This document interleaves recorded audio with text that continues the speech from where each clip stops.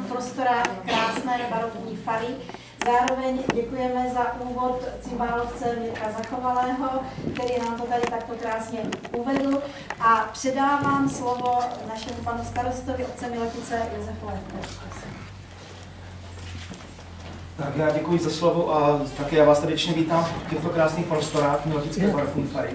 Nacházíme se v prostoru, kde se člověk běžně nedostane. A o to více si myslím, že ten prostor dokáže umocnit tu dnešní atmosféru z toho dnešního odpoledne. Akce, na kterou jste přijali pozvání, se skládá ze 3 části. V první části je autorské čtení právě dnešní odpoledne za účasti 2 autorů z České republiky a hosta z Rakouska. V další části potom bude akce základní školy, kde vlastně pozveme hosty z rakouského Drázenhofenu. Ta se uskuteční 27. května, bude v rámci sjezdu rodáků a jedná se o výtvarnou a literární soutěž našich a rakouských dětí.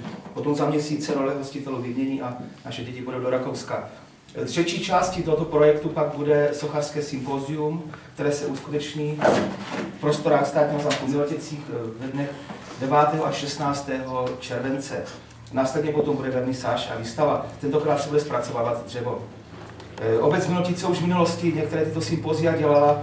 Vzpomenu určitě, no všichni vzpomenete se mnou na sympózia fotografická kamera obscura a na sympózia zaměřená na výrobu keramiky.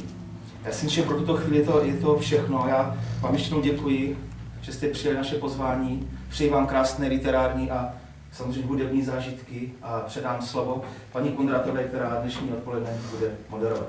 Děkuji.